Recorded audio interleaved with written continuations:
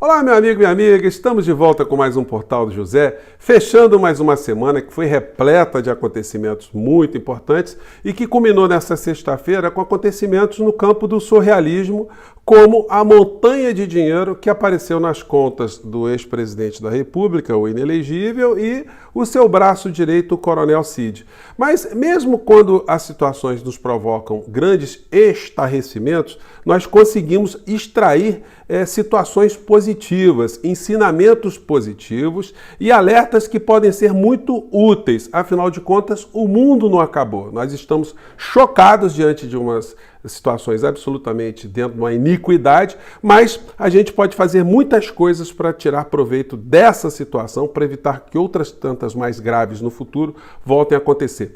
Vou conversar com vocês sobre essas questões, mas antes de mais nada, quero convidar você que está chegando nesse instante ao nosso portal e não nos conhecer, para que você se inscreva aqui conosco, venha participar aqui das nossas atividades. Todos os dias eu abro um bate-papo aqui com vocês, antes de entrarmos no ar, e conheçam também os nossos outros vídeos. Se você puder, compartilhe, recomende, enfim, eu sempre bato esse papo com vocês entre 5 horas e 5 e meia. E se puder, se inscreva também no nosso clube de membros, que é uma ferramenta adicional que o YouTube coloca à sua disposição para você, né, que quer prestigiar um canal, quer ficar mais engajado, enfim, tem essa ferramenta também. E não esqueça de mandar o seu comentário e o seu joinha, tá legal? Bom, gente, nós todos ficamos absolutamente chocados, né, com a revelação que a figura do ex-presidente da República recebeu uma montanha de dinheiro de origem ainda que vai ser detectada. Existem muitas especulações, mas não há dúvidas que a Receita Federal está plenamente equipada para informar que grana foi essa, da onde esse dinheirama toda apareceu. Uma coisa é certa, gente, a maior parte desse dinheiro com certeza veio dessas pessoas que são adeptas disso que a gente chama de seita bolsonarista. Isso é uma coisa muito chocante, porque é como se a gente estivesse na Segunda Guerra Mundial, o líder germânico, né, do bigodinho, tendo feito uma campanha para arrecadar dinheiro, mesmo tendo comandado ali um extermínio de pessoas, um holocausto, né? Certamente ele teria muito apoio das pessoas que se identificariam ou se identificavam com ele àquele tempo, diante das informações que tinham, diante das percepções de mundo que tinham. Aqui no Brasil está acontecendo o mesmo fenômeno. Para nós é muito chocante saber que pessoas que vivenciaram o que nós vivenciamos aqui no nosso país e que estiveram diante de um chefe de Estado que comandou aqui a administração pública, não para salvar o povo brasileiro, mas simplesmente com uma indiferença total, o que acarretou resultado morte, e mais do que a indiferença, comportamentos que estimulavam as pessoas a se contaminarem, as pessoas a expandirem a doença por todos os lados, por uma única e exclusiva preocupação com ele. A figura do inelegível não estava preocupado se os seus eleitores fossem morrer. Aliás, nas cidades onde ele foi mais bem votado foram as cidades mais negacionistas, onde morreram mais pessoas. Mas morreram muitas pessoas que não se identificavam com a figura. Além da tragédia humanitária que nós vivenciamos aqui no nosso país, com a cobertura, né, com a cumplicidade dos grandes veículos de comunicação. Eu gosto de sublinhar isso aqui com vocês, porque se você sabe que a figura do presidente, do ex-presidente, é quem é porque você foi pesquisar por conta própria, porque as informações eram muito douradas, né? A abordagem que foi feita aqui no nosso país nunca foi no sentido de se fazer uma cruzada denunciante da figura que estava à frente do nosso país, jogando o povo brasileiro à morte. Alguém que não estava se importando se você iria morrer, se eu iria morrer, se as pessoas que estavam no nosso entorno iriam morrer. Então foi uma coisa muito grave. Então é muito chocante ver que pessoas, quando depositam dinheiro na conta de um assassino consciente, é porque essas pessoas se coadunaram com esse tipo de situação. Mas até que nível essas pessoas estavam despertas, né, para esse tipo de realidade? Bom, a figura do inelegível, ele sabia, ele fez tudo de modo pensado, porque quando a gente vê essa notícia aqui de hoje, Planalto sob Bolsonaro escondeu projeções de casos e mortes na pandemia. Mais de 1.000 relatórios, gente, mais de 1.000 relatórios da BIM e do GSI ficaram sob sigilo e alertavam sobre a alta da Covid-19, crise política e vacina. Quem comandava o GSI era o general Heleno. General, o senhor tem uma culpa também, né, muito grande nessas mortes, né? O senhor dorme tranquilo? As pessoas que estavam ali no GSI dormem tranquilas? Pois bem, enfim, mas todos foram cúmplices, né, nesse período hediondo que nós tivemos aqui no nosso país. Bom, e aí, gente, está se dando mais foco a esse aspecto, né? Bolsonaro recebeu 17 milhões via Pix neste ano. Isso denota uma corrosão moral muito grande, né? Isso que causou tanta espécie em todos nós, né? Como é que alguém faz desse mecanismo uma coisa natural? Eu disse aqui para vocês que o Bolsonaro jamais faria qualquer tipo de declaração de transparência. Quando a grana ficou completada, gente, nós todos já participamos de algum tipo de campanha, né, para ajudar alguém que está precisando de uma cirurgia, de um transplante, de uma causa humanitária. E as pessoas que estão comandando essas arrecadações sempre prestam contas e quando a grana chega, elas agradecem, elas fazem uma série de menções. No entanto, a figura tão inescrupulosa, o líder desse clã, absolutamente corroído, corrompido, ele simplesmente ficou calado para receber mais dinheiro. Se bobear, ainda continuou a receber recentemente dinheiro, mesmo já tendo grana suficiente para poder fazer frente às condenações de crimes que ele cometeu contra a saúde pública, contra o povo brasileiro.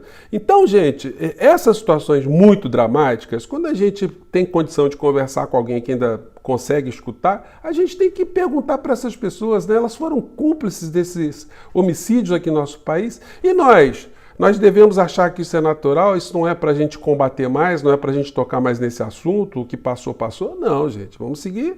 A gente tem que ter compromisso, né?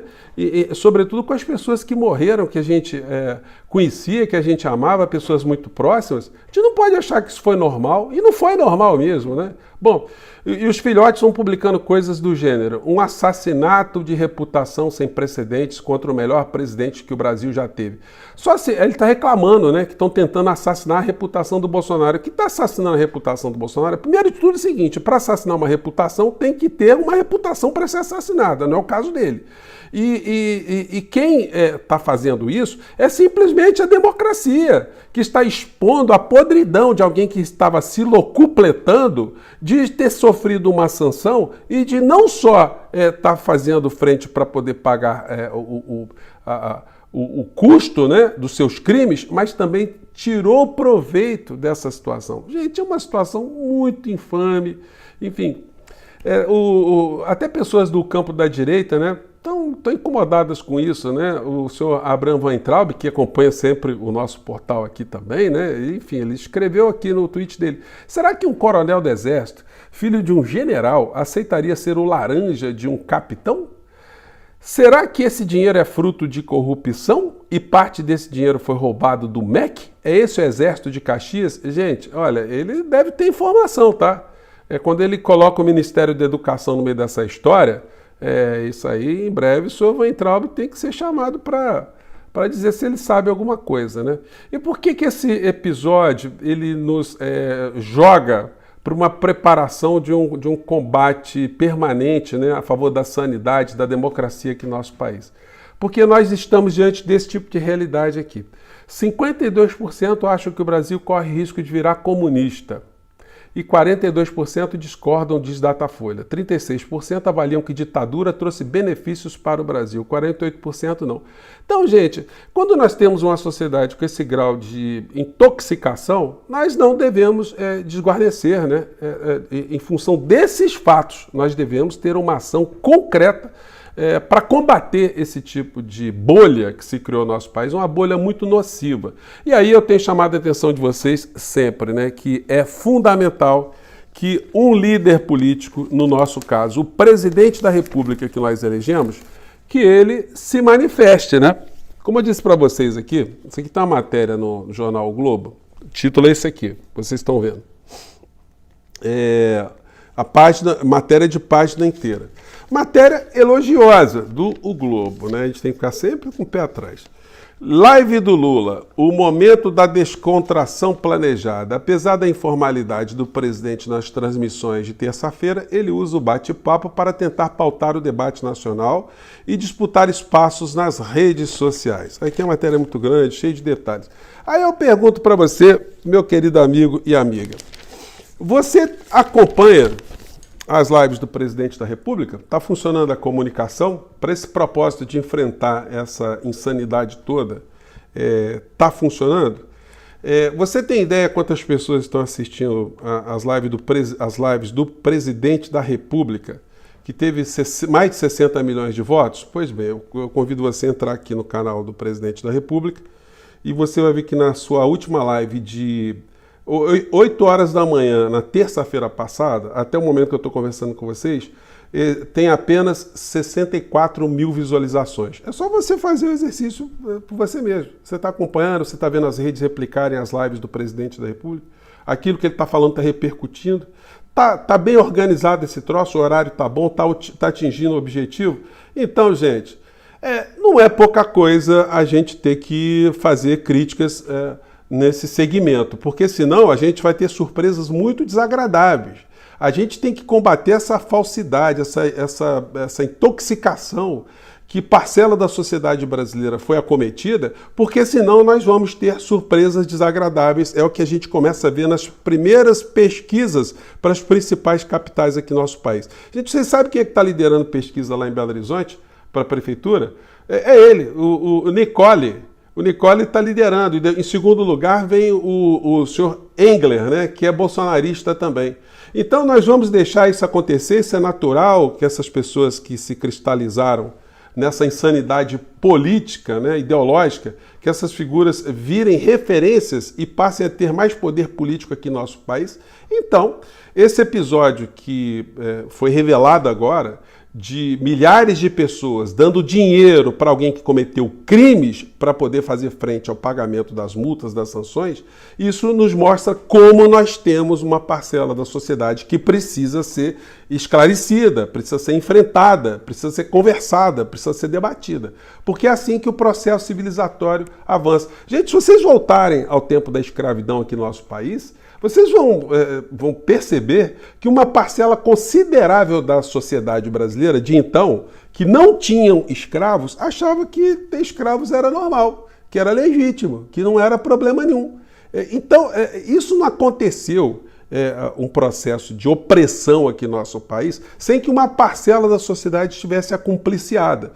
E essa parcela da sociedade acumpliciada se dava também por muitos elementos que são muito parecidos com os elementos dos dias de hoje. A desinformação, as crenças, as ideologias do medo, do pânico moral, as ideologias ligadas a algum tipo de pensamento religioso, enfim. Essas situações estiveram presentes em várias fases da humanidade, estão presentes hoje. E é preciso que aquele que nós elegemos para ser o presidente do nosso país, que ele assuma também essa bandeira, que o governo entenda isso e que estabeleça mecanismos para se colocar ao debate e ajudar a gente não passar mais esse tipo de susto, né? Então, gente, eu acho que no final da história, isso pode servir, essa história toda aí, dessa montanha de dinheiro, pode estar servindo para a gente ter um olhar mais atento e um engajamento muito maior, porque nós vencemos uma batalha eleitoral, mas nós não vencemos ainda uma batalha civilizatória. Ainda falta muita coisa para a gente ajudar essas pessoas a despertarem dessa fraude, desses espertalhões, desses corruptos, né, políticos que nós temos aqui no nosso país, tá bom? Eu fico por aqui, gente. Lembrando mais uma vez, não esqueça de votar no nosso portal pro IBEST, tá bom? Estamos lá na frente. Mais uma vez, muito obrigado e até o nosso próximo encontro, tá bom? Tchau!